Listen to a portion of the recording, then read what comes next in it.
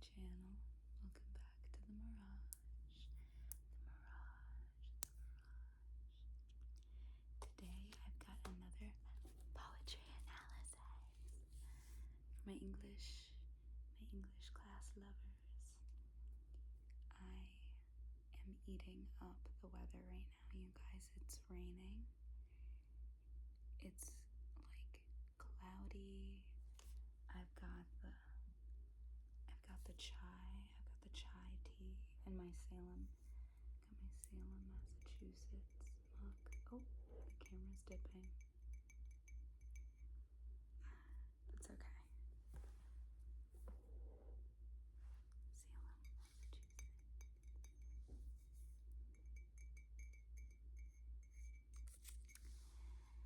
Today is the perfect day to do this, so that's why I'm doing it now.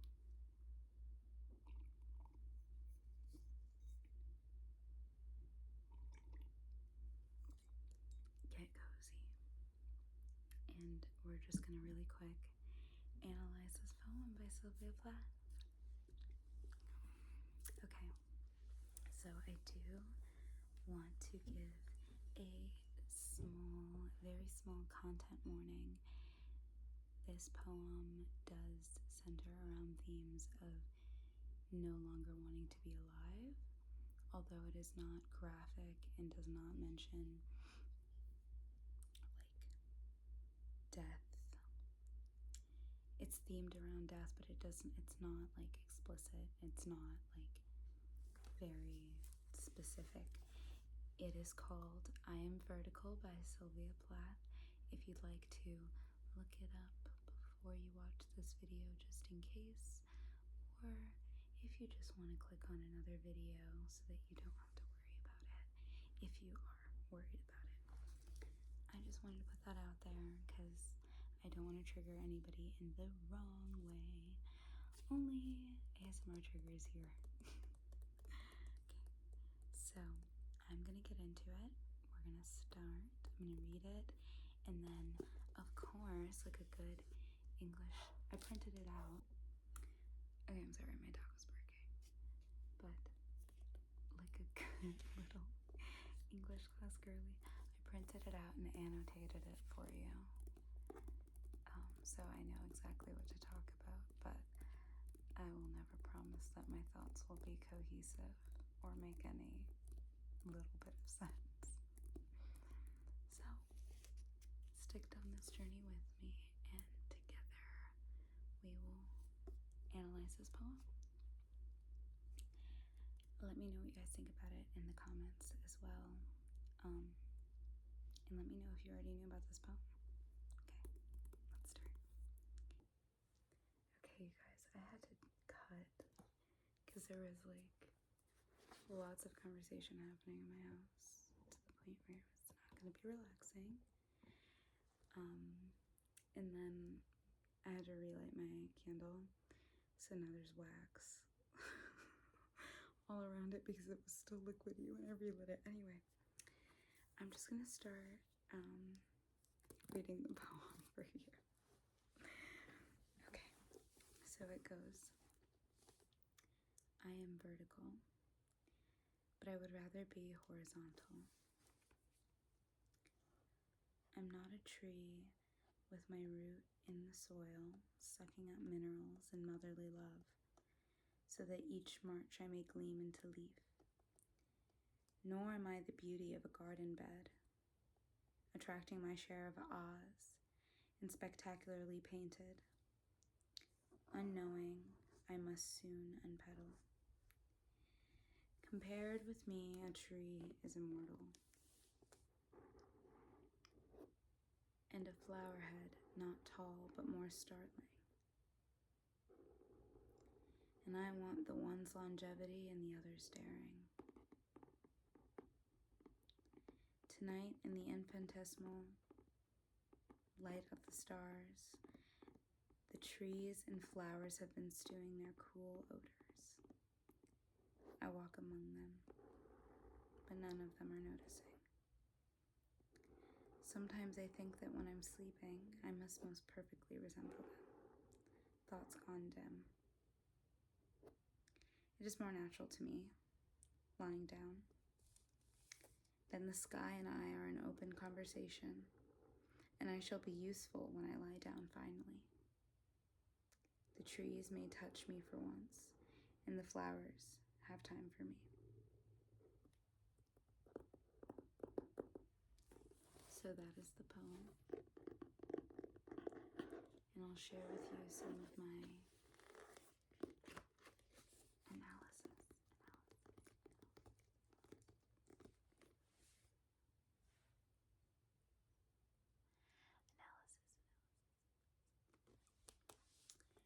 So, in short, I'm not going to look at my annotations.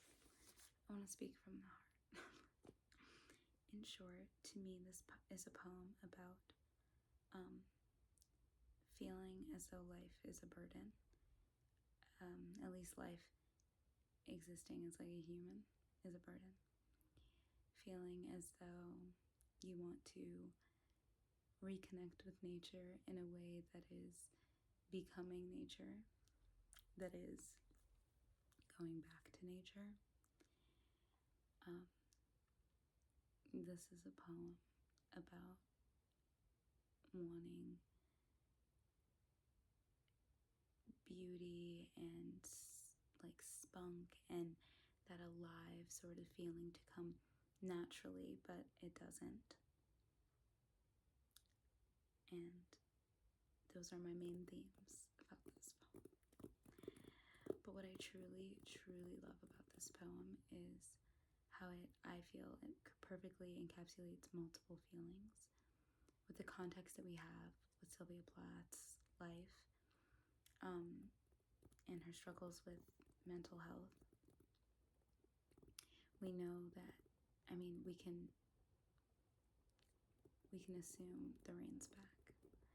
We can assume that this is a metaphor for like wanting to die, right?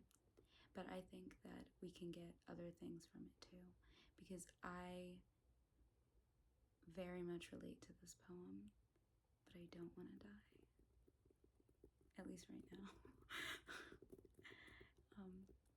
In the way that I always say, like, oh, like, humans are animals, right? Like, we could be naked in the forest, like, bathing in waterfalls and, like, being one with nature or whatever. But then someone invented taxes, and that is that's just a way of saying I feel like life is a lot more complicated than it needs to be. And sometimes I really crave that, like, connection to a more natural, simplistic lifestyle. I really see an appeal in going off-grid. But also, like, that would be so inconvenient, right? In so many ways. Yeah. So, I want to start also by saying that I found this poem because I, in college, took a intro to poetry class, and we had to, as a final project, curate a poetry anthology that had a theme. And maybe I'll do this for a video in the future. Leave a comment if you'd be interested. But I did mine on the spark and life and happiness and just like how connected we feel to nature also as children, and how we kind of grow out of that and into adulthood we kind of just find ourselves like grasping and yearning to go back to who we were then, or even just how we felt then. We see that a lot online with like inner child work and like healing your inner child, connecting to your inner child. And I think that we all have to re-find that person in us for whatever reason it may be. I think it's different for everyone. But I feel like this poem really makes me think of that in the way that it's like, I don't know, all these things that are so natural and so free and not thinking. A flower and a tree is not thinking in the way that a human is. And those thoughts and that worry and anxiety are what serves as a burden and a plague to her mind.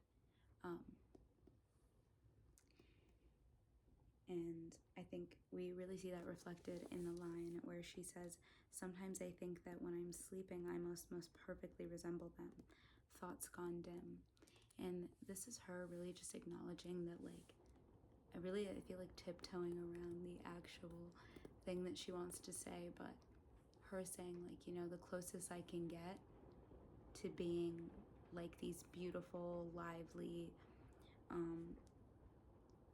daring, like natural beings, natural entities, is when I'm unconscious, because that is the most free I am from myself, which is really sad. But I also think that regardless of your struggles with mental health, is something a lot of people can relate to, is just having thoughts going so fast, even if they're not all bad thoughts. It's like if you've got a busy day, it's like, I've got this and I've got this and I've got this and I've got this and I've got that and that and that and this and this and that and that. And it just gets exhausting. Like, it's actually so exhausting. And I think we all just like yearn for a break from that. And that's where vertical versus horizontal comes in. Horizontal, I think, is also a euphemism for what we're really talking about. But I also think that she chose horizontal because it's not just death. It's not just her saying, I want to die. It's her saying, I need to rest. Like, I need peace. The name of the poem is I Am Vertical, but the entire rest of the poem is her talking about how she dreams of being horizontal, and all of these things in her head, you know, kind of equate to horizontal, which in my interpretation is being grounded, being grounded. She says, "It's more natural to me lying down. Then the sky and I are in open conversation. I think about how, like, when you're a kid, you lie in the grass and you lie on your back and you maybe cloud watch or whatever. And even if you didn't do that, it would be more natural, I guess, as a kid to do those things. Whereas an adult, like, how often do you see an adult just go outside and lay in the grass and look up at the sky?" And I think that's her just, like, yearning for, like, that feeling of being grounded. Whereas, like, being vertical in this poem at least would equate to, like, thoughts going a mile a minute and just not having that peace. So those are, like, the opposites, the contrast that I see. She also really kind of shows in this poem how, like, nature has something to give and is valuable, and obviously comparing herself as, like, in opposition to nature is really showing how she does not feel valuable. She does not feel like she has anything to give. And later on in the poem, she says, "And I shall be useful when I lie down finally. The trees may touch me for once, and the flowers have time for me." And this is kind of, like, if we're thinking, like, in a casket or just in the ground, dead, she's literally returned back to earth. She's the closest she can get to these, like, natural beings. And, you know, she's saying she's walking about, what does she say? She says, "I walk among them, but none of them are noticing." Like, the nature isn't noticing her. And I really think that that's a way of almost saying, like, she's not noticing the nature, kind of in a way that there's no time to, like, lay on your back and have a conversation with the sky. There's so much that can be said about this poem, you guys. But really, that's my main interpretation and analysis. I have 2 other poems printed out, so you can expect more videos from me, but that's going to be it for this one. And I hope you enjoyed the rainy, cozy day vibes. And tell me what you thought about this poem. If you have more Sylvia Plath that you could recommend to me, I would really appreciate it, because I read The Bell Jar and I really enjoyed that.